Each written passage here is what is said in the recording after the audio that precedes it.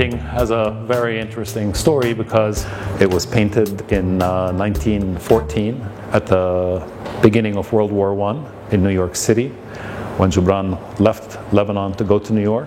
So everybody at the time, all the artists of the period were thinking about the war was on their mind, they were painting about the war.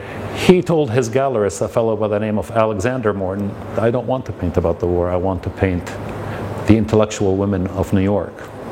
So Alexander Morten told him, that's fine, that sounds great, you can start with my wife. My wife, Mrs. Marjorie Morten, painted over here in 1914, was the editor-in-chief of the New Order magazine.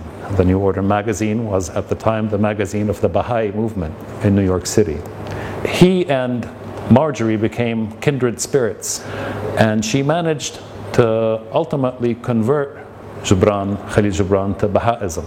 This woman actually changed him. She converted him to a different religion. He was actually excommunicated from the Maronite church. When Gibran died, he wasn't buried in the church either.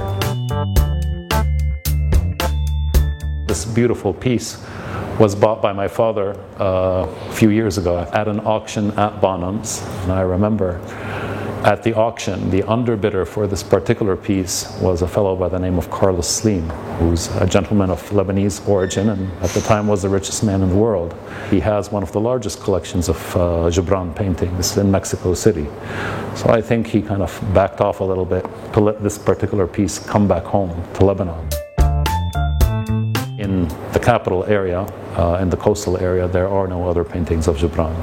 So we're very proud to have this piece at the Ramzi Dalloul Art Foundation here in Beirut, Lebanon.